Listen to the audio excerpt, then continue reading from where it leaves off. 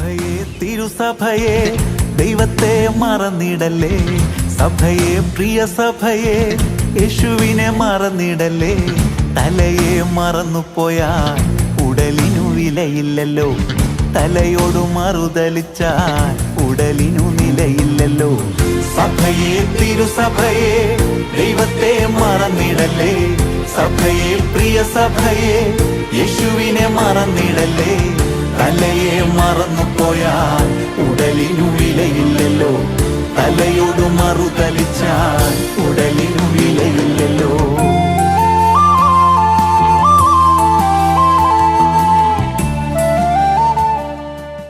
പിതാവിൻ്റെയും പുത്രൻ്റെയും പരിശുദ്ധാത്മാവിൻ്റെയും നാമത്തിൽ ആമേൻ. ഈശോയിൽ ഏറ്റവും സ്നേഹമുള്ളവരെ, നമ്മളിന്ന് ചിന്തിക്കുന്നത് സഭയ്ക്കുള്ളിൽ പ്രവേശിച്ചിരിക്കുന്ന ക്രൂരരായ ചെന്നായ്ക്കളെക്കുറിച്ചാണ്. അപ്പോസ്തല പ്രവർത്തനം 20-ാം അധ്യായത്തിൽ നമ്മൾ ഇപ്രകാരം വായിക്കുന്നുണ്ട്. 29-ാമത്തെ തിരുവചനത്തിൽ പറയുകയാണ്, ക്രൂരരായ ചെന്നായ്ക്കൾ നിങ്ങളുടെ മധ്യേ വരുമെന്നും അവ അജഗണത്തെ വെറുതെ വിടുകയില്ലെന്നും എനിക്കറിയാം. ക്രൂരരായ ചെന്നായ്ക്കൾ. അപ്പോൾ നമ്മൾ ഈ വാക്കൊക്കെ പറയുമ്പോൾ ഇത് ബൈബിളുള്ള വാക്ക് തന്നെയാണ്. അതെന്തുകൊണ്ടാണ് അങ്ങനെ ഒരു വാക്ക് പൗലോസ് അപ്പോസ്തലൻ ഉപയോഗിച്ചത് എന്നുള്ളത് നമ്മൾ തുടർന്നുള്ള കാര്യങ്ങളൂടെ ചിന്തിച്ചു വരുമ്പം മനസ്സിലാക്കാനായിട്ട് നമുക്ക് സാധിക്കും. ചിലപ്പോൾ ഈ ഹെഡിങ്ങോ അല്ലെങ്കിൽ പറയുന്ന വാക്കുകൾ കേൾക്കുമ്പോൾ ഇത്ര കടുപ്പിച്ചു പറയാമോ എന്നൊക്കെ ചിന്തിക്കുന്നവരുണ്ടായേക്കാം. പക്ഷേ ബൈബിൾ അങ്ങനെ പറയുവാൻ പല കാരണങ്ങളുണ്ട്. ഈശോ ഉപയോഗിച്ച ഒരു വാക്കുകൂടിയാണ്. അതെന്തുകൊണ്ടാണെന്ന് വെച്ച് കഴിഞ്ഞാൽ കർത്താവിൻ്റെ വലിയൊരു വേദനയായിരുന്നു ഇങ്ങനെയുള്ള വ്യക്തികൾ സമൂഹത്തിൽ വ്യാപിച്ചു വരുന്നു. അതോടൊപ്പം തന്നെ അപ്പോസ്തലൻ പറയുകയാണ്, ഇവർ അജഗണത്തെ, ദൈവത്തിൻ്റെ മക്കളെ നശിപ്പിക്കുന്നു എന്നുള്ളതിനെക്കുറിച്ചൊക്കെ ചിന്തിക്കുകയാണ്. ഞാൻ ഈ സന്ദേശങ്ങളെല്ലാം എടുക്കുമ്പോൾ ഒരു കാര്യം ഞാൻ നിങ്ങളോട് സ്നേഹപൂർവ്വം ഓർമ്മപ്പെടുത്തുകയാണ്. സഭയിലുള്ള ചില മേഖലകൾ നമ്മളൊന്ന് ചിന്തിക്കുകയാണ്. കാരണം ഒരു ക്രിസ്ത്യാനി എന്നും സഭയ്ക്കുള്ളിലാണ്. അപ്പോൾ സഭയ്ക്കുള്ളിലാകുമ്പം ആ സഭയ്ക്കുള്ളിൽ ശരിയും തെറ്റുമായ പല കാര്യങ്ങൾ നടക്കുന്നുണ്ട്. എന്നാൽ വിശ്വാസികളുടെ സമൂഹത്തെയാണ് യഥാർത്ഥത്തിൽ ക്രിസ്തീയ സഭ എന്ന് വിളിക്കുന്നത്. അപ്പോൾ അതുകൊണ്ട് തന്നെ ഒരു ക്രിസ്ത്യാനി പരിശുദ്ധമായ ജീവൻ നയിക്കുന്ന വ്യക്തിയായിരിക്കണം. ഇനി ആരെങ്കിലും തങ്ങളുടെ കൂട്ടായ്മയിൽ അപ്രകാരമല്ല എങ്കിൽ അവരെ ക്രിസ്തു പറഞ്ഞിരിക്കുന്ന വചനത്തിൻ്റെ അടിസ്ഥാനത്തിൽ, അപ്പസ്തോലന്മാർ പറഞ്ഞിരിക്കുന്ന വചനത്തിൻ്റെ അടിസ്ഥാനത്തിൽ വിശുദ്ധീകരിക്കുക, ശരിയായ മാർഗത്തിലേക്ക് കൊണ്ടുവരിക എന്നുള്ളത് ഓരോ വ്യക്തിയുടെയും കടമയാണ്. ഞാനിപ്പോൾ ഒരു കത്തോലിക്കനാണ്. അതുകൊണ്ട് കത്തോലിക്ക സഭയ്ക്കുള്ളിൽ നടക്കുന്ന ഒരുപാട് നല്ലതും ചീത്തയുമായ കാര്യങ്ങളുണ്ട്. അതുകൊണ്ട് സഭയെ നന്നാക്കാനോ അല്ലെങ്കിൽ സഭയെ ഏതെങ്കിലും രീതിയിൽ വിശുദ്ധീകരിക്കുക എന്നുള്ളതല്ല നമ്മുടെ ലക്ഷ്യം. അത് കർത്താവ് ചെയ്തു കൊള്ളട്ടെ. എന്നാൽ സഭയ്ക്കുള്ളിലായിരിക്കുന്ന ഓരോ വ്യക്തിയും എപ്രകാരമായിരിക്കണം എന്നുള്ളതിനെക്കുറിച്ച് ബോധ്യപ്പെടുന്നു. ഇത് എന്തുകൊണ്ട് ബോധ്യപ്പെടുന്നു ചോദിച്ചു കഴിഞ്ഞാൽ, മാമോദീസ സ്വീകരിച്ച ഓരോ വ്യക്തിയുടെയും കർത്തവ്യമാണ് യേശു ക്രിസ്തുവിനെ മറ്റുള്ളവർക്ക് നൽകുക എന്നുള്ളത്. അതുകൊണ്ട് തന്നെ നമ്മൾ എസെക്കിയേൽ പ്രവചന പുസ്തകം 33 നമ്മളിങ്ങനെ വായിക്കുന്നുണ്ട്, ഞാൻ നിന്നെ കാവൽക്കാരനാക്കിയിരിക്കുന്നു. നമ്മളെല്ലാം ഓരോ മനുഷ്യൻ്റെയും കാവൽക്കാരനാണ്. കായൻ ആബേലിനെ കൊന്നപ്പോൾ നമ്മളവിടെ കാണുന്നൊരു കാര്യമുണ്ട്, നിൻ്റെ സഹോദരൻ എവിടെ എന്നൊരു ചോദ്യം അവിടെ വന്നു. അപ്പോൾ ഞാൻ എൻ്റെ സഹോദരൻ്റെ കാവൽക്കാരനാണോ എന്ന് അവൻ ചോദിക്കുമ്പോൾ, കാവൽക്കാരനായതുകൊണ്ട് അല്ലെങ്കിൽ സ്നേഹിക്കേണ്ടവനായതുകൊണ്ടാണ് ആ ചോദ്യം കർത്താവ് ചോദിക്കുന്നത്. അപ്പോൾ ഒരു വ്യക്തി നശിച്ചു കഴിഞ്ഞാൽ, വിശ്വാസത്തിൽ ആയിരിക്കുന്നു എന്ന് പറയുന്ന ഒരു വ്യക്തി നശിച്ചു കഴിഞ്ഞാൽ ആ വ്യക്തിയെ വിശ്വാസത്തിൽ, ശരിയായ വിശ്വാസത്തിലാണോ അല്ലയോ എന്നുള്ളത് തിരിച്ചറിഞ്ഞ് ആ വ്യക്തിയെ ശരിയായ മാർഗത്തിൽ, ക്രിസ്തു മാർഗത്തിൽ നയിക്കുക എന്നുള്ളത് ഓരോ വിശ്വാസിയുടെയും കർത്തവ്യമാണ്, കടമയാണ്. അത് പ്രത്യേകിച്ചൊരു വ്യക്തിയിൽ നിക്ഷിപ്തമായി എന്ന് നമുക്ക് പറയാൻ പറ്റുകയില്ല. മാമോദീസ ജലം സ്വീകരിച്ച അല്ലെങ്കിൽ മാമോദീസ സ്വീകരിച്ച ഓരോ വ്യക്തിക്കും അതിനുള്ള ഉത്തരവാദിത്തമുണ്ട് എന്നുള്ള കാര്യം നമ്മൾ തിരിച്ചറിയുക. ഇനി ഞാൻ 1-2 കാര്യങ്ങൾ കൂടി ഇതിനകത്തൊന്ന് ഓർമ്മപ്പെടുത്തുവാൻ ആഗ്രഹിക്കുകയാണ് ഈ മേഖലയുമായിട്ട് ബന്ധപ്പെട്ട്. കഴിഞ്ഞ സന്ദേശത്തിൽ നിങ്ങൾക്ക് ആർക്ക് വേണമെങ്കിലും എന്ത് അഭിപ്രായങ്ങളും നിങ്ങൾക്ക് അതിനകത്ത് കമൻറ്റിൽ രേഖപ്പെടുത്താം. എന്നാൽ അത് പ്രയോജനമുള്ളതായിരിക്കണം. അനാവശ്യ കാര്യങ്ങൾ എഴുതി സംശയം ജനിപ്പിക്കുകയും മറ്റുള്ളവർക്ക് ബുദ്ധിമുട്ടുണ്ടാക്കുകയും ചെയ്യുന്നതായിരിക്കരുത്. എല്ലാ സന്ദേശങ്ങളും ഞാൻ വായിച്ചു നോക്കാറുണ്ട്.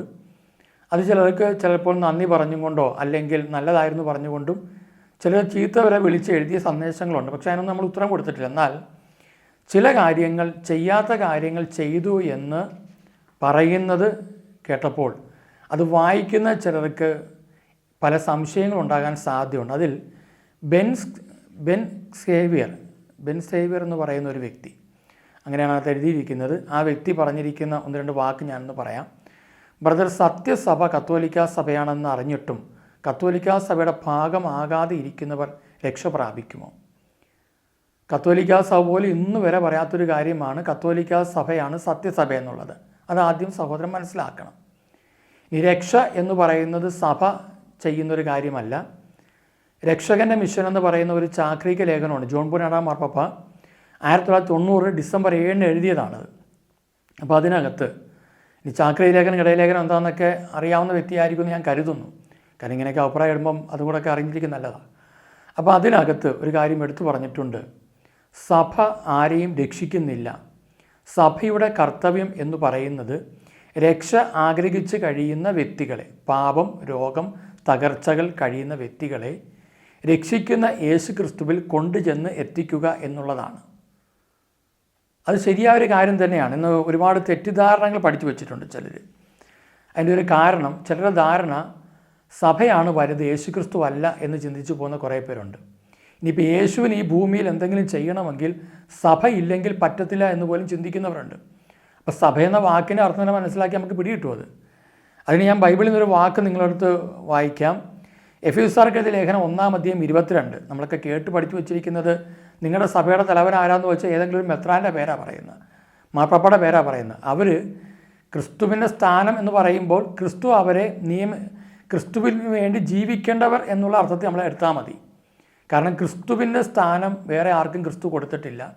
അത് അടുത്ത ആർക്കെങ്കിലും പിന്തുടർച്ചയായിട്ട് നൽകിയിട്ടുമില്ല എന്ന് ബൈബിൾ വ്യക്തമായിട്ട് രേഖപ്പെടുത്തിയിട്ടുണ്ട്. അപ്പോൾ അതുകൊണ്ട് ക്രിസ്തു ഒരുവനേ ഉള്ളൂ, അവിടുത്തെ സ്ഥാനം ആർക്കും അർഹതപ്പെട്ടതല്ല എന്ന് നമ്മൾ ആദ്യം അറിയുക. എന്നാൽ നമ്മൾ ക്രിസ്തുവിൽ വിശ്വസിച്ച് രക്ഷ പ്രാപിക്കുമ്പോൾ നമുക്കും ക്രിസ്തു ആകത്തില്ല, ക്രിസ്തുവിനെ പോലെ ജീവിക്കുവാനായിട്ട് നമുക്ക് സാധിക്കും. ഞാൻ ആ വാക്ക് വായിക്കാം. അവിടുന്ന് എല്ലാ വസ്തുക്കളെയും അവൻ്റെ പാദങ്ങൾക്ക് കീഴിലാക്കുകയും എല്ലാറ്റിനും മുകളിൽ അവനെ സഭയ്ക്ക് തലവനായി നിയമിക്കുകയും ചെയ്യുന്നു. അപ്പോൾ സഭയുടെ തലവനായിട്ട് ആരാ? യേശു ക്രിസ്തുവാണ്. എന്തുകൊണ്ടാണ്?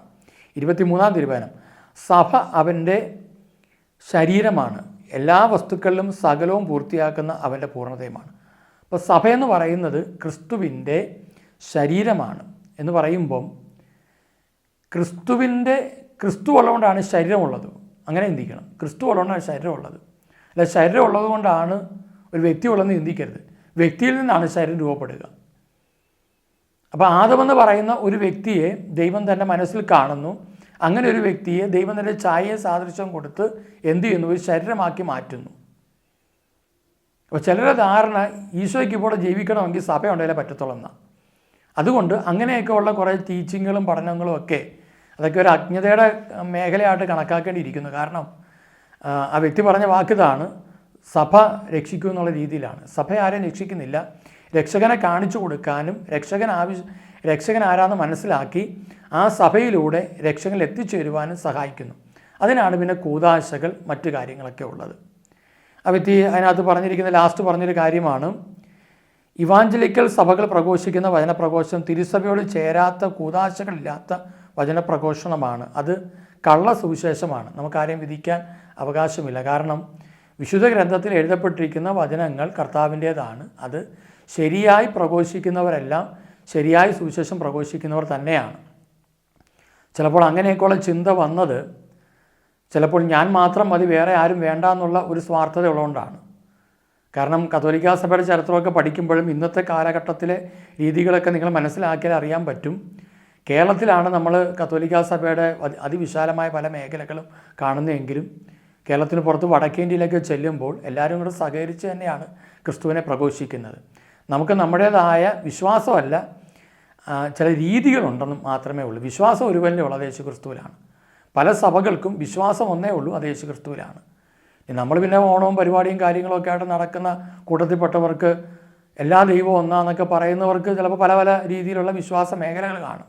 പക്ഷെ വിശ്വാസം വിശ്വാസ പ്രമാണം ചെല്ലുമ്പോൾ ഓർത്ത് ചെല്ലുന്നത് നല്ലതാണ്. ഏക ദൈവത്തിൽ ഞാൻ വിശ്വസിക്കുന്നു എന്നാണ് പറയുന്നത്. അല്ലാതെ എല്ലാ ദൈവങ്ങളിലും കണ്ട ദൈവത്തിലെല്ലാം വിശ്വസിക്കുന്നു എന്ന് പറയുന്ന വ്യക്തികൾ ഇതിനകത്ത് കൂട്ടാൻ പറ്റില്ല. കാരണം ഈ ഒന്നാം പ്രമാണത്തിന് മേഖലയും ഓണാഘോഷമൊക്കെ പറഞ്ഞതിൻ്റെ പേരിലാണ് ചിലർക്ക് ഇച്ചിരി ചുരുക്കും പ്രശ്നമൊക്കെ ഉള്ളതെന്ന് എനിക്കറിയാം. ചിലപ്പോൾ ചില ധ്യാന ഗുരുക്കന്മാർ ചിലപ്പോൾ ചിലടത്ത് എന്തെങ്കിലുമൊക്കെ ഞാൻ നിങ്ങളെ ഒന്നും നന്നാക്കാൻ വന്ന ആളൊന്നും അല്ല. അതുകൊണ്ട് ഒരു വൈദികനോ മെത്രാനോ അല്ലെങ്കിൽ സന്യാസിയോ ഒന്നും നന്നാവുക അല്ലെങ്കിൽ അവരെ നവീകരിക്കുക എന്നുള്ളതല്ല നമ്മുടെ ലക്ഷ്യം. പാവപ്പെട്ട ജനങ്ങൾ തെറ്റിദ്ധാരണയിൽ കഴിഞ്ഞ് സ്വർഗം നഷ്ടപ്പെടുത്താതെ വിശുദ്ധി ജീവിക്കുക എന്നുള്ളതാണ്. കാരണം ഇന്ന് ആത്മഹത്യ പെരുകുന്നു. നിരവധി പ്രശ്നങ്ങളിലൂടെ മനുഷ്യൻ കടന്നു പോകുമ്പം അവന് ശരിയും തെറ്റും തിരിച്ചറിയത്തില്ല. കഴിഞ്ഞ നാൾ നിങ്ങൾ കണ്ട ഒരു കാര്യമാണ്. സെൻറ്റ് പീറ്റേഴ്സ് ബസിലിക്കയിൽ കയറി മൂത്രമൊഴിക്കുന്ന ഒരാൾ ഇപ്പം നിസ്കരിക്കാൻ ഒരു മുറി കൊടുത്തു. ലാഘവ ബുദ്ധിയോടൊപ്പം അതിനെക്കുറിച്ച് നടക്കുന്ന ചർച്ച ഇങ്ങനെയാണ്, നിസ്കരിക്കാൻ അവർ ചോദിച്ചപ്പോൾ ഒരു മുറി കൊടുത്തെന്നല്ലേ ഉള്ളൂ, അതിനിപ്പോൾ എന്താ കുഴപ്പമെന്നുള്ളതാണ്. നിങ്ങൾ ആരെങ്കിലും ബസ് ഇറങ്ങുമ്പോഴത്തേക്ക് ഒരു മുസ്ലിം പള്ളി കണ്ടോ, അല്ലെങ്കിൽ ഏതെങ്കിലും ഒരു അമ്പലം കണ്ടു, അല്ലെങ്കിൽ ഏതെങ്കിലും മറ്റൊരു സ്ഥലം കണ്ടു, ഒരു ആരാധനാലയം കണ്ടു, അതിനകത്ത് കയറി മൂത്രമൊഴിക്കൂ മുട്ടിയപ്പം. അതിൻ്റെ കൃത്യമായ വീഡിയോ കണ്ടാൽ അറിയാൻ പറ്റും ആൾ മൂത്രമൊഴിക്കാൻ വേണ്ടി തന്നെ അടിവസ്ത്രം ഇടാതെ വന്നിരിക്കുന്നത്. അപ്പോൾ മൂത്രമൊഴിക്കേണ്ട അവിടെ തന്നെ മൂത്രമൊഴിക്കാൻ നിയമമൊന്നുമില്ല. അവിടെ ഇഷ്ടംപോലെ മൂത്രപ്പുരയില്ലേ. പിന്നെ ഇതിനാ ഈ ബസിലിക്കാട്ട് ആൾക്കാരെ കയറി മൂത്രമൊഴിച്ചത്. അപ്പോൾ ഇതിനെയൊക്കെ കുഴപ്പമില്ലെന്ന് ചിന്തിക്കുന്നവർക്ക് കുഴപ്പമില്ല. അപ്പോൾ ഇതാണ് ചെന്നായ്ക്കൾ. ഇങ്ങനെയുള്ള ചെന്നായ്ക്കളുണ്ട് കുറച്ച് പേര്. ഇതിനെയൊക്കെ ലാഘവ ബുദ്ധിയോടെ കണ്ട് എല്ലാത്തിനും ന്യായീകരണമായിട്ട് നടക്കുന്ന കുറേ പേരുണ്ട്. അവർക്കിതൊന്നും ബാധകമല്ല. കാരണം അവർക്ക് അത്യാവശ്യം ക്രിസ്തുവിൻ്റെ പേര് ഫുഡടിച്ച് ജീവിച്ചാൽ മതി, അത്യാവശ്യം കാശൊക്കെ കിട്ടുന്നുണ്ട്, കാര്യങ്ങളിങ്ങനെ ക്രിസ്തുവിൻ്റെ പേര് നടന്നു കിട്ടും. അപ്പോൾ ക്രിസ്തു ഒരു കച്ചവടമാകുന്നു. അതാണ് നമ്മൾ പറഞ്ഞിട്ടുള്ളത്. ഇനി അവിടെ ഈ വ്യക്തി പറഞ്ഞു, അതുകൊണ്ട് ഈ കൂദാശകളിലാന്ന് പറയുമ്പോൾ കത്തോലിക്കാ സഭയിൽ 7 കൂദാശയുണ്ട്. ഈ കൂദാശകളോട് അനുബന്ധമായ പല കാര്യങ്ങളും എല്ലാ ക്രിസ്തു വിശ്വാസികളും ചെയ്യുന്നുണ്ടെന്നുള്ളത് കാര്യം കൂടെ അറിഞ്ഞിരിക്കുക. കാരണം ഞങ്ങൾ ചെയ്യുന്നത് മാത്രമാണ് ശരിയെന്ന് പറഞ്ഞു പോകുന്ന, അതുപോലെ അന്തമാക്കിയിട്ടിരിക്കുന്ന കുറേ പേര് നമ്മുടെ ഇടയിലുണ്ട്. അതിൻ്റെ കാരണം എന്താണെന്ന് വെച്ച് കഴിഞ്ഞാൽ കാര്യം ഇത്രയേ ഉള്ളൂ. ഞങ്ങളുടെ അണികൾ വേറെ എങ്ങും പോകാതിരിക്കാൻ വേണ്ടി ഞങ്ങളുടെ കടയിൽ കച്ചവടം നടത്തുമ്പം ഞങ്ങൾ ഈ കട മാത്രമേ നല്ലതായിട്ടുള്ളൂ, ഇവിടെ വിൽക്കുന്ന സാധനത്തിനെ നല്ല ക്വാളിറ്റി ഉള്ളൂ എന്നൊക്കെ പറയുകയും മറ്റേതെല്ലാം കുറ്റം പറയുകയും ചെയ്യുന്ന മേഖല ശരിയല്ല. ക്രിസ്തുവിനെ ആര് ശരിയായ രീതിയിൽ പ്രഘോഷിക്കപ്പെടുന്നുണ്ടോ ആ സ്ഥലങ്ങൾ മനസ്സിലാക്കുക. കത്തോലിക്കാ സഭയിൽ നിന്ന് ആരും പുറത്തു പോകേണ്ട ആവശ്യമൊന്നുമില്ല. ഇതിനകത്ത് ഇഷ്ടംപോലെ പേര് സത്യം അറിയാതെ കിടപ്പുണ്ട്. അവരോട് പറയാനുള്ള നേരം പോലും ഇതിനകത്തുള്ള ഒരു ശുശ്രൂഷകനുമില്ല. പിന്നെ പൊടിക്കയൊക്കെ കാണിച്ച് ഇങ്ങനെ മാജിക് പോലെയൊക്കെ പലതും കാണിച്ച് ജനത്തെ ഇങ്ങനെ ഒരു ലെവലിൽ തന്നെ ഇട്ടിട്ട് അവർ അജ്ഞതയിൽ തന്നെ കിടക്കുന്നത് നല്ലതാണെന്ന് ചിന്തിക്കുന്നവരുണ്ട്. അതുകൊണ്ടാണ് നമ്മൾ ജെറമ്യാ പ്രവചന പുസ്തകത്തിൽ സ്ഥിരം ഹോസിയ പ്രവചനത്തിലൊക്കെ വായിക്കുന്ന പോലെ എൻ്റെ ജനത്തിൻ്റെ പാപം നിമിത്തം ഉപജീവനം കഴിക്കുന്നവർക്ക് ഇത് പറ്റും അവർക്ക്. പിന്നെ ആ വ്യക്തി പറഞ്ഞൊരു കാര്യമാണ്, മരിച്ച വിശ്വാസികൾക്ക് വേണ്ടിയുള്ള പ്രാർത്ഥന സഭയുടെ പാരമ്പര്യമാണ്, അതിനെ നിഷേധിക്കുന്നത് പാപമാണ്. ബ്രദർ എന്തുകൊണ്ടാണ് വിശ്വാസികൾക്ക് വേണ്ടി പ്രാർത്ഥിക്കേണ്ട എന്ന് പറഞ്ഞത്? നമ്മൾ അതിനെക്കുറിച്ച് ഒരു ക്ലാസ്സും ഇതുവരെ ഇട്ടിട്ടില്ല. പിന്നെ എവിടെ നിന്ന് ഇത് കേട്ടു എന്ന് എനിക്ക് അറിഞ്ഞുകൂടാ. ഞങ്ങൾ നടത്തിയ ഒരു ധ്യാനത്തിലും ഈ വ്യക്തി പങ്കെടുത്താൽ എനിക്കറിയില്ല. അങ്ങനെയുണ്ട് ആ വ്യക്തിക്ക് ധൈര്യമായിട്ട് ഫോൺ നമ്പറുണ്ട്, അത് വിളിച്ച് പറയുക ഞാൻ ഇന്ന ധ്യാനത്തിൽ പങ്കെടുത്തു, അവിടെ ഇന്ന തെറ്റായ രീതി പഠിപ്പിച്ചു എന്ന് പറയുന്നതിൽ എനിക്ക് ഒരു സങ്കടവും ഇല്ല. ഞാനത് തെറ്റാണെങ്കിൽ തിരിച്ചു തരാൻ തയ്യാറുമാണ്. എന്നാൽ ഇതിനകത്ത് ആ വ്യക്തി പറഞ്ഞ മരിച്ച വിശ്വാസികൾക്ക് വേണ്ടിയുള്ള പ്രാർത്ഥന, അതിനകത്തൊരു കുഴപ്പമുണ്ട്. മരിച്ചവരെ കാര്യം അവിടെ നിൽക്കട്ടെ. ഈ മരിച്ച വിശ്വാസി എന്ന് പറയുന്ന മരിച്ചു പോയ ഒരാൾ വിശ്വാസിയാണെങ്കിൽ അയാൾ വിശുദ്ധ ജീവൻ നയിച്ച ആളായിരിക്കും, അയാൾ സ്വർഗത്ത് പോകും. വിശുദ്ധ അന്തോനീസ് അങ്ങനെ പോയ ഒരു വ്യക്തിയാണ്. വിശുദ്ധ മരിയകുര്യത്തി അങ്ങനെ പോയ വ്യക്തിയാണ്. നമ്മളാരും മരിച്ചു പോയ വിശുദ്ധ അന്തോനീസിന് വേണ്ടിയിട്ടോ വിശുദ്ധ മരിയകുര്യത്തിക്ക് വേണ്ടി വിശുദ്ധ അഗസ്തീനോസിന് വേണ്ടിയിട്ടോ അങ്ങനെ വിശുദ്ധ ഫ്രാൻസിസിക്ക് വേണ്ടി ഒന്നും പ്രാർത്ഥിക്കാറില്ല. അതുകൊണ്ട് വിശ്വാസിക്ക് വേണ്ടി പ്രാർത്ഥിക്കേണ്ട ആവശ്യം വരുന്നില്ല. കാരണം മരിച്ചു പോയവൾ വിശ്വാസിയാണെങ്കിൽ. പിന്നെ ഇപ്പോഴത്തെ ട്രെൻഡ് അനുസരിച്ച് പാപത്തിൽ കഴിയുന്നവരെയൊക്കെ സ്വർഗത്തിൽ കയറ്റാൻ വേണ്ടിയുള്ള പല ശ്രമങ്ങൾ പല ഭാഗത്തും നടക്കുന്നുണ്ട്. ക്രിസ്തു ചെയ്യേണ്ട കാര്യത്തിൽ കയറി നമ്മൾ കൈയടത്തേണ്ട ആവശ്യം ഉണ്ടോ ഇല്ലയോ എന്ന് ചിന്തിക്കുന്ന നല്ലതാണ്. അപ്പോൾ ഇത് പ്രാർത്ഥന വേണ്ടോ വേണ്ടോ എന്ന് വെച്ചാൽ അതിനെക്കുറിച്ചുള്ള സന്ദേശങ്ങൾ തുറന്നു വരുന്നുണ്ട്. അത് കൃത്യമായിട്ട് ബൈബിളിൻ്റെ അടിസ്ഥാനത്തിലും ബോധ്യങ്ങളെല്ലാം കൃത്യമായിട്ട് നിങ്ങൾക്ക് ലഭിക്കും. നമ്മളിപ്പം ചെയ്തുകൊണ്ടിരിക്കുന്ന ഒരു കാര്യം ഒന്നാം പ്രമാണ മേഖലയുമായിട്ട് ബന്ധപ്പെട്ട കാര്യങ്ങളായതുകൊണ്ട് അതിലത് ബാധകമല്ലാത്തത് കൊണ്ടാണ് അതിലേക്ക് പോകാത്തത്. പിന്നെ ഇവിടെ നടക്കുന്നത് അത് എഴുതിയിരിക്കുകയാണ്, തമാശ പറഞ്ഞാൽ തെറ്റില്ല, കുഴപ്പമില്ല, 2 കൊരിന്ത്യർ 4-ാം അധ്യായം ഒന്നെടുത്ത് വെച്ച് വായിച്ചാൽ മതി, അതിനകത്ത് കൃത്യം എഴുതി വെച്ചിട്ടുണ്ട്. പറഞ്ഞു പോകുന്നതിനിടയ്ക്ക് ഒരു തമാശ വന്നേക്കാം. പിന്നെ ഞാൻ എൻ്റെ ധ്യാനത്തിൽ പങ്കെടുക്കുന്നവർ ഉറങ്ങുന്ന കാര്യമൊന്നും ഞാൻ ഇതുവരെ യൂട്യൂബിൽ പറഞ്ഞിട്ടില്ല. അങ്ങനെ ഉറങ്ങുന്ന അധികം കാണാറുമില്ല. അപ്പോൾ അതുകൊണ്ട് ഇത് ഉറങ്ങുന്ന കാര്യമൊക്കെ ഇനി വല്ല പുള്ളിക്ക് രാത്രി കിടന്നുറങ്ങി രാവിലെ എഴുന്നേറ്റ് ഇനി വല്ല വെളിപാടും കിട്ടി ഞാൻ തന്നെയാണോ ഇതെന്നൊക്കെ എനിക്കൊരു സംശയം തോന്നിപ്പോയി. അതുകൊണ്ടാണ്. പിന്നെ എനിക്ക് സ്നേഹം കൊണ്ടാണോ അസൂയ കൊണ്ടാണോ വെറുപ്പ് കൊണ്ടാണോ വചനപ്രഘോഷകർ കുറ്റപ്പെടുന്നതെന്നൊരു ചോദ്യം വന്നിട്ടുണ്ട്. സ്നേഹം കൊണ്ട് തന്നെയാണ്. കാരണം ഇങ്ങനെയൊക്കെ ജനത്തെ തെറ്റിച്ച് കഴിഞ്ഞാൽ മത്തായി സുവിശേഷം 7:21 പറയുന്ന പോലെ അന്ന് അവിടെ കർത്താവിന് മുമ്പ് നിൽക്കുമ്പം എനിക്ക് നിങ്ങളെ അറിഞ്ഞുകൂടാന്ന് പറയും. അത്ഭുതം പ്രവർത്തിച്ചവരെയും പിശാചൻ ബഹിഷ്കരിച്ചവരെയും രോഗശാന്തി കൊടുത്തവരെയൊക്കെ അറിഞ്ഞുകൂടാന്ന് പറഞ്ഞൊരു സ്ഥലമുണ്ട്, ഒരു മേഖലയുണ്ട്. അപ്പോൾ അതുകൊണ്ട് വിധി ദിവസത്തേക്ക്, അപ്പോൾ അതുകൊണ്ട് സ്നേഹം കൊണ്ട് തന്നെയാണ്. അല്ലാതെ എനിക്ക് അസൂയപ്പെട്ടിട്ടൊരു കാര്യമില്ല, എനിക്ക് അസൂയപ്പെട്ടിട്ട് ഒന്നും നേടാനില്ല.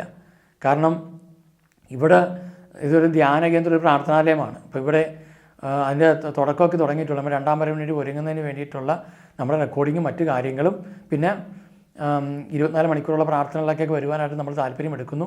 അപ്പോൾ അതിനൊക്കെ വേണ്ടിയിട്ട് വന്ന് പ്രാർത്ഥിക്കുന്ന ആൾക്കാർക്ക് വേണ്ടി ഒരു സ്ഥലം മാത്രമാണ് ഇത്. ഒരു ധ്യാന കേന്ദ്രത്തിനെതിരെയോ അല്ലെങ്കിൽ ശുശ്രൂഷകൾക്കെതിരെയോ ഒന്നുമുള്ള ഒരു പരിപാടിയല്ല. ഇവിടെ വരുന്ന ഒരു വ്യക്തിയുടെ കയ്യിൽ നിന്ന് നമ്മൾ അവർ വല്ലതും ധ്യാനം നടത്തും മാത്രം. ധ്യാനം നടത്തുമ്പം അതിനകത്ത് അവരെന്തെങ്കിലും നമുക്ക് തരികയാണെങ്കിൽ അത് മേടിക്കും, അത്രയേ ഉള്ളൂ. ഇനി അത് അവർ തരുന്ന ഓരോ തുട്ടിനും വിലയുണ്ടെന്ന് കണക്കൂട്ടി തന്നെ ഞങ്ങൾ പോകുന്നത്. ഇവിടെ വരുന്ന സാധാരണക്കാരെ മനുഷ്യരുമാണ്. നമുക്ക് വിദേശ സഹായങ്ങളൊന്നും തന്നെ ഇവിടെ ഇല്ല. അപ്പോൾ അതുകൂടെ അറിഞ്ഞിരിക്കുക. അല്ലാതെ ഇത് വെച്ചിട്ട് കാശുണ്ടാക്കാനോ അല്ലെങ്കിൽ അതൊക്കെ ദൈവവചനത്തിന് വിരുദ്ധമെന്ന് എനിക്കറിയാം. കൂടുതൽ ശിക്ഷാവിധിയിലേക്ക് പോകാതിരിക്കാൻ ശ്രമിക്കുകയും ചെയ്യുന്നുണ്ട്. അല്ലാതെ ഇവിടെ വരുന്നവർക്ക് ആരെയും കയ്യിൽ ഫീസ് മേടിക്കുകയോ സ്തോത്രക്കാഴ്ച പിരിക്കുകയോ അങ്ങനെ ഒരു പരിപാടി ഇവിടെ ചെയ്യുന്നില്ല കേട്ടോ. അതൊക്കെ വന്ന് പരിശോധിക്കാൻ വേണമെങ്കിൽ.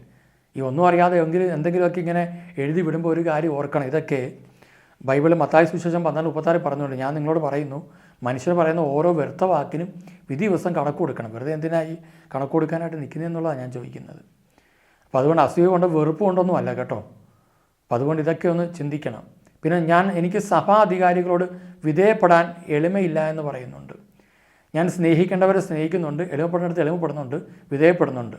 അപ്പോൾ അത് ഞാൻ കാണിക്കാൻ വേണ്ടി മെത്രാൻ്റെ കൂടെ നിൽക്കുന്ന ഫോട്ടോയും അല്ലെങ്കിൽ ഏതെങ്കിലും രീതിയിലൊക്കെ പബ്ലിക്കായിട്ട് കാണിക്കേണ്ട ഒന്നും തന്നെ എൻ്റെ മുമ്പിലില്ല. അപ്പോൾ അതുകൊണ്ട് എനിക്ക് എളിമയുണ്ടോ വിധേയത്വം ഉണ്ടോ എന്നുള്ളത് സഹോദരന് അറിയോ ഇല്ലയോ എന്ന് എനിക്ക് അറിഞ്ഞുകൂടാ. അതുകൊണ്ട് ഇനി സഹോദരൻ ആഗ്രഹിക്കുന്ന പോലത്തെ എളിമയും വിധേയത്വം എന്ന് പറയുന്നത് അടിമയാകാൻ എനിക്ക് താല്പര്യമില്ലെന്ന് തുറന്ന് പറയാൻ ആഗ്രഹിക്കുന്നു. അപ്പോൾ അതുകൊണ്ട് ചിലപ്പോൾ അതായിരിക്കും ചിലപ്പോൾ ഉദ്ദേശിക്കുന്നത്, ഒരു അടിമത്തം ഉദ്ദേശിക്കുകയായിരിക്കും ഉദ്ദേശിക്കുന്നത്. എളിമയില്ലെന്നാണ് എനിക്ക് തോന്നിയിട്ടുള്ളത്. ക്ലാസ് കേൾക്കുമ്പോൾ അങ്ങനെ തോന്നേണ്ട ആവശ്യമൊന്നുമില്ല. അങ്ങനെയൊക്കെ തോന്നാനുള്ള രീതിയിലുള്ള പ്രഘോഷണമൊന്നും ഇതിനകത്ത് നടത്തിയിട്ടുമില്ല. അപ്പോൾ അതുകൊണ്ട് എനിക്ക് ആവശ്യത്തിനുള്ള എളിമയും വിധേയത്വവും ഒക്കെ ഞാൻ പരിശീലിച്ച് വരുന്നുണ്ട്, ചെയ്യേണ്ടത് ചെയ്യുകയും ചെയ്യുന്നുണ്ട്. ഒരുപാട് വൈദികരെ സന്യസ്തരെയൊക്കെ എനിക്ക് വ്യക്തമായി പരിചയമുള്ളവരുണ്ട്.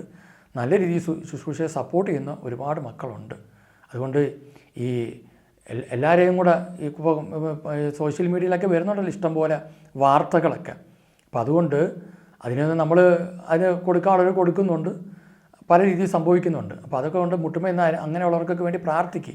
അല്ലാതെ ഇതിപ്പം ഒരു ശരിയായ രീതിയിലൊക്കെ ശുശ്രൂഷ ചെയ്തു പോകാൻ ആഗ്രഹിക്കുന്നവരാണ് ഞങ്ങളൊക്കെ.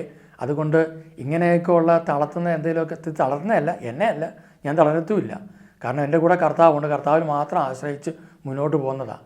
അല്ലാതെ ഒരു വ്യക്തിയുടെ അടിമയാകാൻ ആഗ്രഹിക്കുന്നില്ല. ഇനി പിതാക്കന്മാരെ കാര്യമൊക്കെ എടുത്ത് ചോദിക്കുമ്പം ഞാൻ ഒരു പിതാവിൻ്റെയും അടിമയാകാനായിട്ട് പോയിട്ടില്ല. എനിക്ക് ഒരുപാട് പിതാക്കന്മാരെ സ്നേഹമുണ്ട്. എനിക്ക് ആരോടും ഒരു പിണക്കമൊന്നുമില്ല. അതുകൊണ്ട് പരമാവധി അവർക്കാകുന്ന രീതിയിൽ അവർ പല രീതിയിൽ ഇപ്പോൾ ഞാനിത് പറയേണ്ടെന്ന് വിചാരിച്ചിരുന്നൊരു കാര്യമാണ്. കേരളത്തിലെ വളരെ പ്രശസ്തനായൊരു പിതാവ് കൊറോണ സമയത്ത് എൻ്റെ ഏറ്റവും ഇളയ കുട്ടിയുടെ ആദ്യ കുർബാനയ്ക്ക് സമയമായതുകൊണ്ട് എൻ്റെ ഇടവപ്പള്ളിയിൽ നിന്ന് ഞാൻ കുറേ ദൂരെ ഒരു സ്ഥലത്ത് താമസിക്കുകയായിരുന്നു വാടകയ്ക്ക്. അപ്പോൾ അവിടുത്തെ സ്ഥലത്ത് വെച്ച് നടത്തുവാനായിട്ട് അവിടെയുള്ള അച്ഛൻ എനിക്ക് സമ്മതം തന്നു. അപ്പോൾ ഇടവപ്പള്ളിയിൽ നിന്ന് ഒരു കുറി മേടിച്ചുകൊണ്ട് വരാൻ പറഞ്ഞു. പേപ്പർ മേടിച്ചുകൊണ്ട് വന്ന് അവിടെ കൊടുത്തു. അപ്പോൾ ആ രൂപതയിലെ പിതാവുമായിട്ട് എനിക്ക് നല്ല വ്യക്തിബന്ധം ഉള്ളത് കൊണ്ട് ഞാൻ ഒരിക്കൽ മറ്റൊരാവശ്യത്തിന് വേണ്ടിയിട്ട് ഒരു സ്ഥലത്ത് പോയപ്പം അരമനയിലും കയറി. കൊറോണയുമായിട്ട് ബന്ധപ്പെട്ട് നിൽക്കുന്ന സമയം ലോക്ക്ഡൗണൊക്കെ കഴിഞ്ഞു, ആൾക്കാർക്കൊക്കെ ഒന്ന് സഞ്ചരിച്ച് തുടങ്ങിയ സമയമാണ്. അപ്പോൾ അതുകൊണ്ട് ഞാൻ ആ പിതാവിനോട് പറഞ്ഞു, ഇന്നക്ക് പിതാവേ, ഇന്നക്ക് കൊച്ചിൻ്റെ ആദ്യ കുർബാനയാണ്, അപ്പം ഇന്നതാണെന്നൊക്കെ പറഞ്ഞു. അപ്പോൾ അത് ആരാ നടത്തുന്നത് വെച്ചു. ഇന്ന അച്ഛനാന്ന് പറഞ്ഞു. ആ റീത്തിപ്പെട്ട അച്ഛൻ്റെ പേര് ഞാൻ പറഞ്ഞു. ഞാനാകുന്ന റീത്തല്ലത്. ഞാൻ വീട്ടിൽ ചെല്ലുന്നതിന് മുമ്പ് ആ പിതാവ് ആ അച്ഛനെ വിളിച്ചിട്ട് പറഞ്ഞു, ആ ആദ്യ കുർബാന നടത്തണ്ട. സത്യത്തിൽ ഒരുപാട് പേരെയൊന്നും വിളിച്ചില്ല, 10-25 പേരെ വിളിച്ച് ആ ശുശ്രൂഷ ചെയ്യുകയും അവിടെ അന്ന് വരുന്നവർക്കൊരു ആഹാരം കൊടുക്കുകയൊക്കെ ചെയ്യാൻ വേണ്ടി എല്ലാ ക്രമീകരണവും ചെയ്തതാണ്. തലേദിവസമാണ് ഈ സംഭവം നടക്കുന്നത്. അതിന് മുമ്പേ എല്ലാം അറേഞ്ച്മെൻറ്റ് ചെയ്തു. പിതാവിനെ ഞാൻ തലേദിവസമാണ് കണ്ടത്. അപ്പോൾ ഒന്ന് ആലോചിച്ച് നോക്കണം, അത്രമാത്രം റീത്തുകൾ തമ്മിലുള്ള അടിയൊഴുക്ക് പ്രശ്നങ്ങൾ നടക്കുന്നുണ്ട്, സഭകൾ തമ്മിലുള്ള ഭിന്നിപ്പ് നടക്കുന്നുണ്ട്. ഈ പൊളിറ്റിക്സിലെങ്ങും പോകാൻ നമുക്ക് താല്പര്യമില്ല. ഞാൻ ആ പിതാവിനെ വിളിച്ചു, പിതാവ് ഫോൺ എടുത്തില്ല. കാരണം പിതാവിനറിയാം പിതാവ് ചെയ്ത് തെറ്റാണെന്നറിയാം. കാരണം ഒരു കുഞ്ഞിൻ്റെ മനസ്സ് തന്നെ വേദനിക്കുമ്പം ചിന്തിക്കണം. ഇനി ഉടനെ പറയും ഇതൊക്കെ വെച്ചും കൊണ്ട് മുറിവേറ്റിട്ടാണ് ഇങ്ങനെയൊക്കെ. അല്ല, ഒരു മുറിവുമില്ല, ഒരു മുറിവും ഇല്ല ഇതിനകത്ത്, ഒരു വെറുപ്പുമില്ല, ഒരു എതിർപ്പുമില്ല. പക്ഷേ ഇതുപോലത്തെ കളി നടക്കുന്നുണ്ടെന്നുള്ളത് ഞാനന്ന് ബോധ്യപ്പെടുത്തുകയാണ്. ഞാൻ ഇതുവരെ ആരോടും പറയാത്തൊരു കാര്യം. ആരോടെന്ന് വെച്ചാൽ അത്യാവശ്യം എൻ്റെ കൂട്ടത്തിലുള്ളവർക്കെല്ലാം അറിയാം, അത്രേ ഉള്ളൂ. അല്ലാതെ ഞാനിങ്ങനെ പബ്ലിക്ക് പറഞ്ഞിട്ടില്ല. അതുകൊണ്ട് ഈ സഹോദരനൊക്കെ ഒന്ന് ചിന്തിക്കണം, ഈ എളിമയും വിധേയപ്പെടലും ഒക്കെ ചിന്തിക്കണം. നിങ്ങൾ ഭയങ്കരമായിട്ട് വിധേയപ്പെട്ട് ഇങ്ങനെ അടിമയായിട്ട് നിന്ന് വല്ലതൊക്കെ നേടിക്കോ. പക്ഷേ ഞാൻ ഒരിക്കലും എൻ്റെ മക്കളുടെ അഡ്മിഷന് വേണ്ടിയിട്ടോ എൻ്റെ കാര്യങ്ങൾക്ക് വേണ്ടിയിട്ടോ ഞാൻ ഒരു സഹായത്തിന് വേണ്ടി ഇന്ന് വരെ ഒരരമനയിലും കയറി ഇറങ്ങിയിട്ടില്ല, ഒരു സ്ഥലത്തും പോയിട്ടില്ല. ചിലപ്പോൾ നിങ്ങൾ ചിലപ്പം ജീവിക്കുന്നതൊക്കെ അങ്ങനെ ആയിരിക്കാം, എങ്ങനെയാണെന്ന് എനിക്കറിയത്തില്ല. അതുകൊണ്ട് കള്ള സുവിശേഷം ഒന്നും പറയാൻ താല്പര്യമില്ല, അതിൻ്റെ വിധി വരുമെന്ന് എനിക്കറിയാം. പിന്നെ അതിന് സപ്പോർട്ട് ചെയ്തൊരു സിബി എന്ന് പറയുന്നൊരു വ്യക്തി ഇട്ടിരിക്കുകയാണ്. പുള്ളി പെന്തോയുടെ ആത്മാവിൽ തന്നെയാണ് ഇപ്പോഴും പരിശുദ്ധ അമ്മയും വിശുദ്ധരെയും ഒക്കെ ദുഷിക്കുന്നത്. ഞാൻ ദുഷിച്ചിട്ടില്ല, അവരോട് എനിക്ക് വളരെ സ്നേഹമാണ്. അതുകൊണ്ട് ഈ പെന്തോ ആത്മാവെന്ന് പറഞ്ഞ ഒരു ആത്മാവിനെ എനിക്കറിഞ്ഞില്ല. പക്ഷേ എനിക്കൊരു കാര്യം പറയാനുള്ളത്, ശരിയായ രീതിയിൽ ആര് ശുശ്രൂഷ ചെയ്താലും ദൈവവചനം ശരിയായ രീതിയിൽ കർത്താവിൻ്റെ വചനത്തിൽ വിശ്വസ്തയോടെ ചെയ്താൽ അവർ പ്രവർത്തിക്കുന്ന ആത്മാവ് പരിശുദ്ധാത്മാവാണ്, കാപട്യമില്ലാതെ, കള്ളത്തരമില്ലാതെ, വഞ്ചനയില്ലാതെ. അതുകൊണ്ട് ഇങ്ങനെയൊക്കെ എഴുതി വെച്ച് ബാലമംഗളവും വായിച്ചിരിക്കുമ്പോൾ ഒരു കാര്യം ഓർക്കേണ്ടത്, ഇങ്ങനെയൊക്കെ എഴുതി വെക്കുമ്പം പരിശുദ്ധാത്മാവിനെതിരെയുള്ള പാപമാണ് ഈ ചെയ്യുന്നതെന്നും കൂടി ഓർക്കുന്നത് നല്ലതാണ്. കാരണം ഇതൊക്കെ നാളെ ഒരു കണക്ക് കൊടുക്കലിന് കാരണമാകാൻ സാധ്യതയുണ്ട്. അതുകൊണ്ട് ഞാനൊന്ന് സൂചിപ്പിച്ചെന്നേ ഉള്ളൂ. ഈ ഹെബ്രായർ 4:13 പറയുന്നുണ്ട്, അവൻ്റെ മുമ്പിൽ ഒരു സൃഷ്ടിയും മറഞ്ഞിരിക്കുന്നില്ല, അവിടുത്തെ കൺമുമ്പിൽ സകലതും അനാവൃതവും വ്യക്തവുമാണ്, നാം കണക്ക് ബോധിപ്പിക്കേണ്ടതും അവിടുത്തെ സന്നിധിയിലാണ്. അതുകൊണ്ട് നിങ്ങൾക്കും പറ്റുമെങ്കിൽ യൂട്യൂബ് ഇഷ്ടംപോലെ ഉണ്ട്, യൂട്യൂബിൽ ഇഷ്ടംപോലെ ശുശ്രൂഷകൾ ചെയ്യാൻ പറ്റും. അപ്പോൾ അതുകൊണ്ട് നിങ്ങൾക്കും കിട്ടിയ ബോധ്യങ്ങൾ നിങ്ങൾ പ്രസംഗിക്കുക. ഇനിയിപ്പോൾ എൻ്റെ പേര് പറഞ്ഞ് ഞാൻ കള്ള സുവിശേഷകനാണെന്നൊക്കെ പറയണമെന്ന് പറഞ്ഞാൽ അങ്ങനെയും പറഞ്ഞ് പ്രസംഗിച്ചോ, കുഴപ്പമൊന്നുമില്ല. കാരണം അത് കർത്താവ് തീരുമാനിച്ചോട്ടെ. അതുകൊണ്ട് ഇങ്ങനെയൊക്കെയുള്ള കാര്യങ്ങൾ ശരിയായ രീതിയിൽ മനുഷ്യർക്ക് ഉപകാരമാകുന്ന സന്ദേശങ്ങൾ ഇടുന്നതിൽ കുഴപ്പമില്ല. പക്ഷേ ഈ തെറ്റിദ്ധാരണ പരത്തുന്ന ഒരു രീതി വരുമ്പം ഈ സ്വർഗരാജ്യം അടച്ചു കളയുന്നതിനെക്കുറിച്ച് ബൈബിളൊരു വാക്കുണ്ട്, അതുകൂടെ അങ്ങ് വായിക്കാം. അത് നിങ്ങൾ കേട്ടിട്ടുണ്ടാകും. കാരണം അതാണല്ലോ ഇന്നത്തെ ഒരു പ്രശ്നവും കിടക്കുന്നത്. മത്തായി സുവിശേഷം 23:13 നിങ്ങൾ പ്രത്യേകിച്ച് ഈ വാക്കൊന്ന് ധ്യാനിക്കുന്ന നല്ലതാണ്. ഈ 2 സന്ദേശങ്ങൾ എഴുതിയിട്ടുള്ളവർ, കപടനാട്യക്കാരായ നിയമജ്ഞരെ ഫരീസരെ നിങ്ങൾക്ക് ദുരിതം, നിങ്ങൾ മനുഷ്യരുടെ മുമ്പിൽ സ്വർഗരാജ്യം അടച്ചു കളയുന്നു. ചിലപ്പോൾ ഒരു ദുർബല മനസ്സാക്ഷിയുള്ളൊരു വ്യക്തി ചിലപ്പോൾ ഇതൊന്ന് കേൾക്കുമ്പോൾ ചിന്തിക്കും, ഇയാളെ കളിപ്പിക്കാരനാണോ എന്ന് ചിന്തിച്ച് ചിലപ്പോൾ അതിലേക്ക് ചിലപ്പോൾ പ്രവേശിക്കുക. നിങ്ങളുടെ ഈ വക സന്ദേശങ്ങൾ ഇങ്ങനെയുള്ള കമൻറ്റ് കേട്ടിട്ട് കയറിയേക്കാം. അതിൽ എനിക്ക് കുഴപ്പമൊന്നുമില്ല. ആകെ ഒരു 5000 ആകാൻ പോകുന്നേ ഉള്ളൂ നമ്മുടെ സബ്സ്ക്രൈബേഴ്സ്. ഇതിനേക്കാളും ലക്ഷ്യമുള്ളവർ പല പരിപാടി നടത്തുന്നുണ്ട്. ഞാൻ ഇതുവരെ സബ്സ്ക്രൈബ് ചെയ്യണമെന്ന് ആർക്കും പറഞ്ഞിട്ടുമില്ല. അവർക്ക് നല്ലൊരു ശുശ്രൂഷയായിട്ട് തോന്നിയുകൊണ്ട് അങ്ങനെ ചെയ്തു. അതുകൊണ്ട് ഇതിനെക്കുറിച്ച് ബോധ്യമുള്ളവർ അവിടെ തന്നെ നിലനിൽക്കുകയും ചെയ്യും. ഇല്ലാത്തവർ അത് അൺസബ്സ്ക്രൈബ് ചെയ്താലും എനിക്ക് വിരോധമൊന്നുമില്ല. കാരണം എന്താണെന്ന് വെച്ചാൽ ഞാൻ ഇതിനകത്ത് പണമൊന്നും നേടുന്നില്ല, ഇതുകൊണ്ട് ഞാൻ ഒരു കാശും ഉണ്ടാക്കുന്നില്ല. ഇതൊരു സൗജന്യ ശുശ്രൂഷയായിട്ട് തന്നെയാണ് ഞങ്ങൾ നടത്തുന്നത്. ഓക്കെ, അപ്പോൾ അവരെക്കുറിച്ച് അവർ സ്വർഗരാജ്യം അടച്ചു കളയുന്നു. അപ്പോൾ നിങ്ങൾ മൂലം എന്തെങ്കിലുമൊക്കെ എവിടെയെങ്കിലുമൊക്കെ അടയ്ക്കാൻ ശ്രമിക്കുന്നുണ്ടെങ്കിൽ അതങ്ങ് അവസാനിപ്പിക്കുന്നത് നല്ലതാണെന്ന് പറഞ്ഞതേ ഉള്ളൂ. നിങ്ങളതിൽ പ്രവേശിക്കുന്നില്ല, പ്രവേശിക്കാൻ വരുന്നവരെ അനുവദിക്കുന്നുമില്ല. കപടനാട്യക്കാരായ നിയമജ്ഞരെ ഫരീസരെ നിങ്ങൾക്ക് ദുരിതം, ഒരുവനെ നിങ്ങളുടെ മതത്തിൽ ചേർക്കാൻ, എന്നുവെച്ചാൽ സഭയിൽ ചേർക്കാൻ നിങ്ങൾ കടലും കരയും ചുറ്റി സഞ്ചരിക്കുന്നു. വിദേശത്തേക്ക് പോകുന്നു, അവിടെ ചെല്ലുന്നു, പിന്നെ അവിടെ ചെന്ന് പല പല സ്ഥലത്തും ഒരുപാട് കാരുണ്യ പ്രവർത്തികളുടെ പേരും പറഞ്ഞ് പലതും ചെയ്യുന്നു. ഇങ്ങനെയൊക്കെ പലതും ചെയ്ത് പണം പിരിക്കുന്നു. ഇതെല്ലാം നടത്തിയിട്ട് എന്ത് ചെയ്യുന്നു? അവൻ്റെ അവസ്ഥ എന്താ? ചുറ്റി സഞ്ചരിക്കുന്നു. ചേർന്ന് കഴിയുമ്പോൾ സുവിശേഷത്തിൻ്റെ പേരും ഈശോയുടെ പേരും പറഞ്ഞാൽ പോകുന്നത്. ചേർന്ന് കഴിയുമ്പോൾ നിങ്ങളവനെ നിങ്ങളുടെ ഇരട്ടി, നിങ്ങൾ നരകസന്തതിയാണ്, നിങ്ങൾ ഇരട്ടി നരകസന്തതിയാക്കി തീർക്കുന്നു. ഒന്ന് ആലോചിച്ച് നോക്കണം. അവൻ മര്യാദയ്ക്കായിരുന്നപ്പോൾ ഒരു കുഴപ്പമില്ലായിരുന്നു, വിധി ദിവസം കണക്ക് കൊടുത്താൽ മതിയായിരുന്നു. ഇത് മറ്റൊരു മേഖലയിൽ നിന്ന് ഇവിടെ കൊണ്ടുവന്ന് ഇതിനകത്ത് പ്രവേശിപ്പിച്ചിട്ട് എന്ത് ചെയ്യുന്നു? നിങ്ങൾ നരകത്തിലാണ്, അതിനേക്കാൾ വലിയ നരക സന്തതിയാക്കി, നരകത്തിൻ്റെ മക്കളാക്കി നിങ്ങൾ അവരെ മാറ്റുന്നു. ഇതാണ് ചെയ്തുകൊണ്ടിരിക്കുന്നത്. അപ്പം അതുകൊണ്ട് യൂദാസ്ലീഹയുടെ ലേഖന എല്ലാ സന്ദേശങ്ങളും ഇപ്പോൾ സ്ഥിരം പറഞ്ഞു പോകുന്നൊരു വാക്കാണ് 4-ാം തിരുവചനം. പണ്ട് തന്നെ ശിക്ഷയ്ക്കായി നിശ്ചയിക്കപ്പെടുന്ന ചില ദുഷ്ടമനുഷ്യർ നിങ്ങളുടെ ഇടയിൽ കയറിക്കൂടിയിട്ടുണ്ട്. മത്തായി സുവിശേഷം 7:15 പറയുകയാണ്, ആടുകളുടെ വേഷത്തിൽ വരുന്ന വ്യാജ പ്രവാചകന്മാരെ സൂക്ഷിച്ചു കൊള്ളുവിൻ, ഉള്ളിൽ അവർ കടിച്ചു ചിന്തുന്ന ചെന്നായ്ക്കളാണ്. എനിക്ക് ഭാര്യയുണ്ട്, 3 മക്കളുമുണ്ട്. നിങ്ങൾക്ക് വന്ന് ഞങ്ങളുടെ കുടുംബത്തെക്കുറിച്ച് കൃത്യമായിട്ട് അന്വേഷിക്കാം.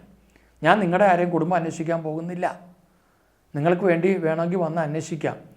എൻ്റെ മക്കളെല്ലാം എന്നോടൊപ്പം, അതിൽ ഏറ്റവും ഇളയാൾ മാത്രം പഠിക്കുന്നു, ബാക്കിയുള്ളവർ പഠിക്കുന്നുണ്ട്, ഓൺലൈനായിട്ടാണ് പഠിക്കുന്നത്.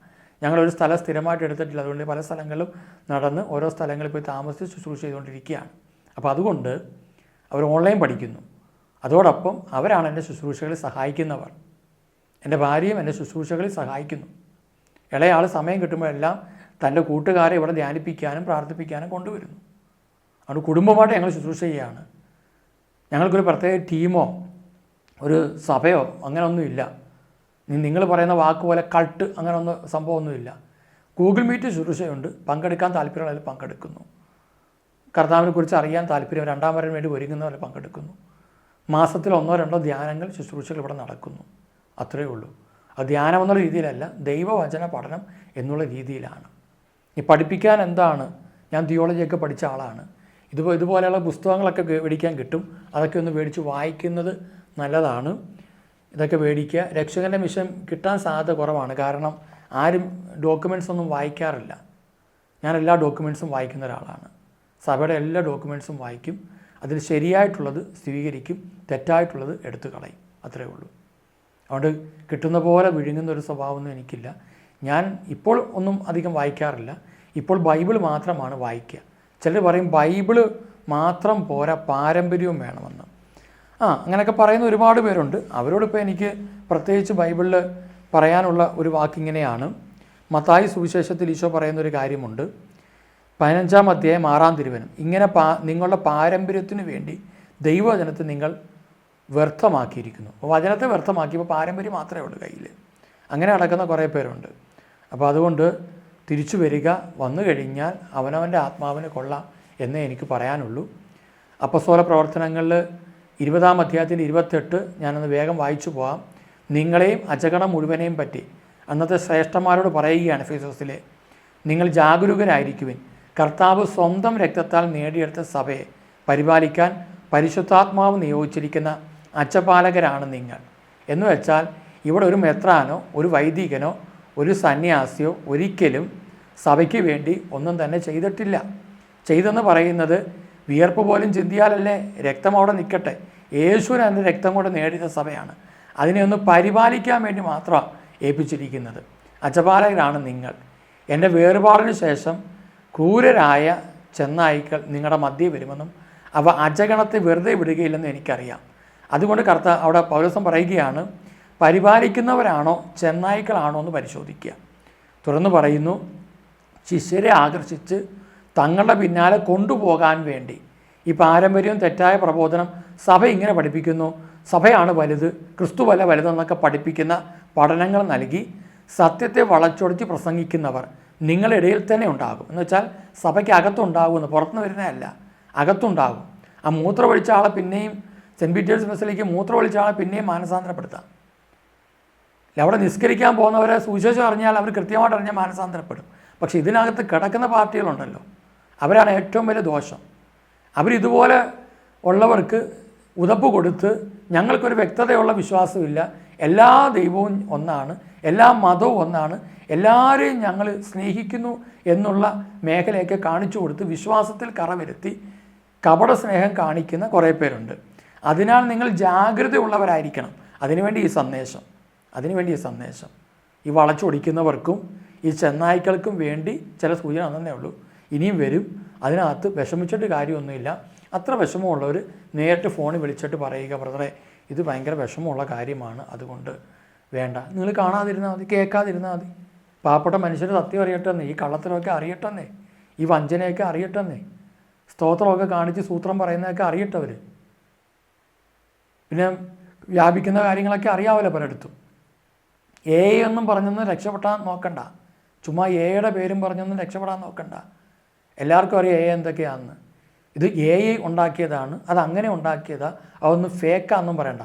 ഒറിജിനൽ ഏതാ ഫേക്ക് ഏതാണെന്ന് മനസ്സിലാക്കാനായിട്ട് നമുക്ക് സാധിക്കും. കാരണം നമ്മൾ ഈ കേരളത്തിൽ തന്നെ ജീവിക്കുന്ന, മനുഷ്യരുടെ തന്നെ ജീവിക്കുന്ന, ആ സ്ഥലത്ത് പോയി അന്വേഷിച്ചാൽ ആ വ്യക്തിയെ കൈയോടെ പിടികൂടിയാൽ അത് AI ആണോ ഒറിജിനൽ ആണോ എന്ന് അറിയാൻ പറ്റും.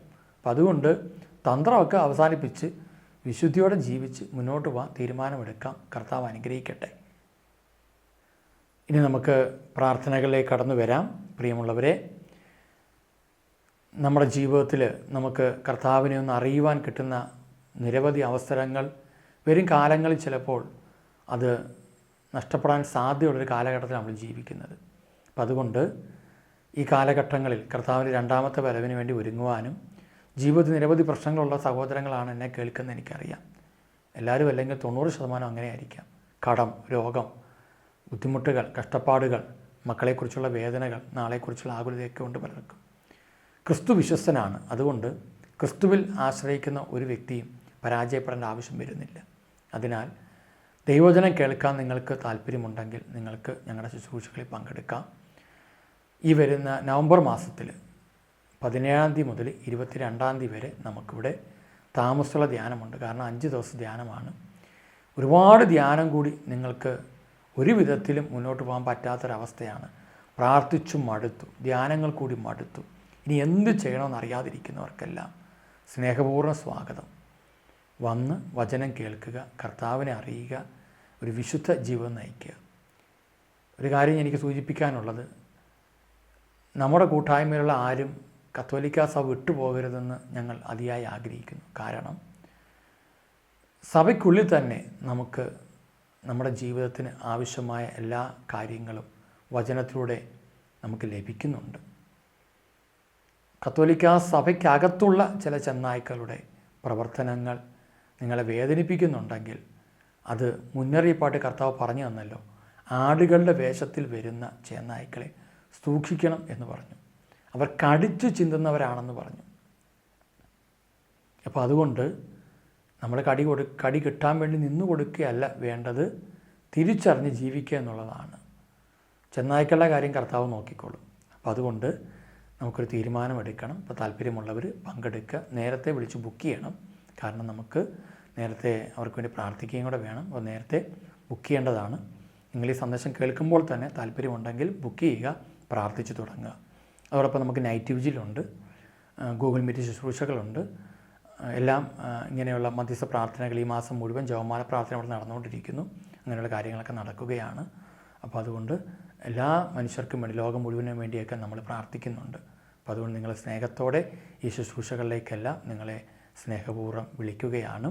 മറ്റുള്ളവർക്ക് ഈ സന്ദേശം അയച്ചു കൊടുക്കുക.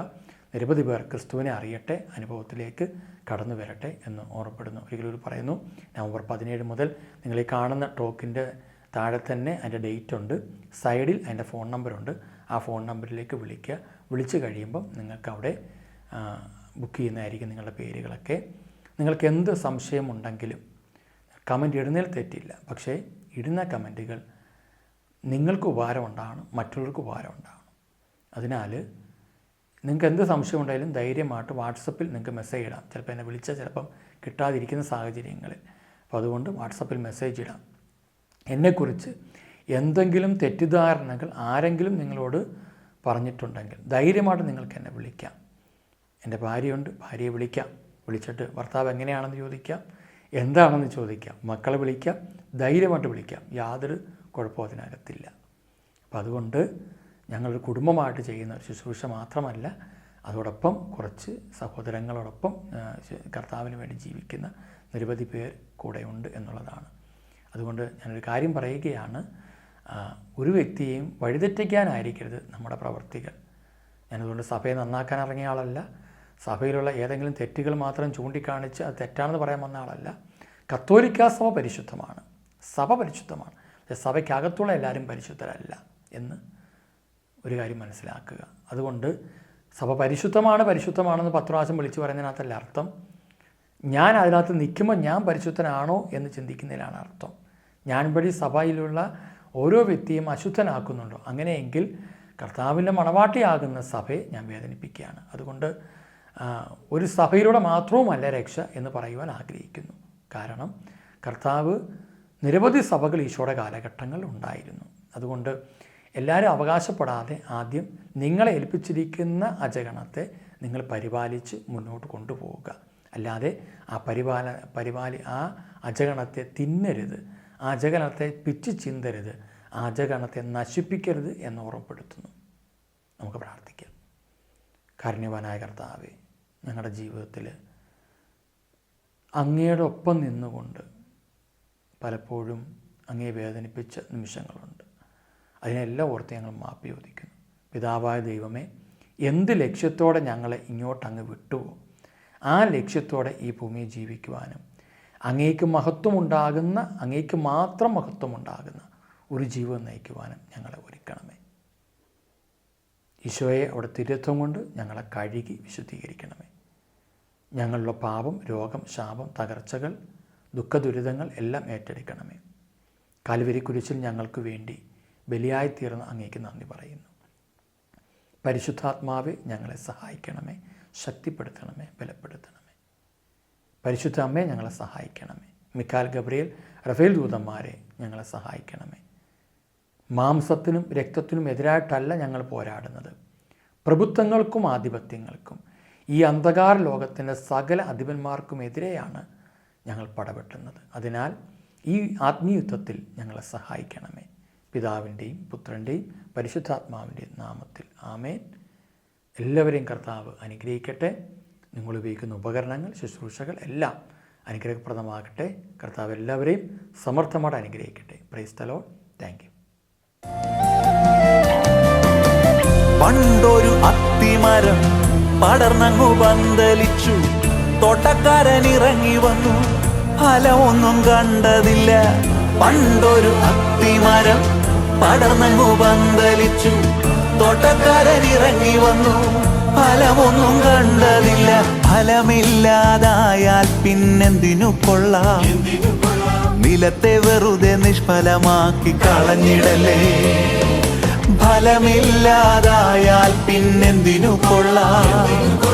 നിലത്തെ വെറുതെ നിഷ്ഫലമാക്കി കളഞ്ഞിടലേ. ഫലമുള്ള തോട്ടമായിടാം, ആത്മാക്കളെ നേടാം. നല്ല ഫലമുള്ള തോട്ടമായിടാം,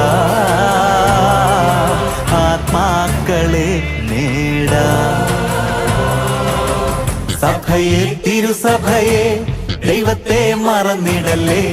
സഭയെ, പ്രിയ സഭയെ, യേശുവിനെ മറന്നിടല്ലേ. തലയെ മറന്നു പോയാൽ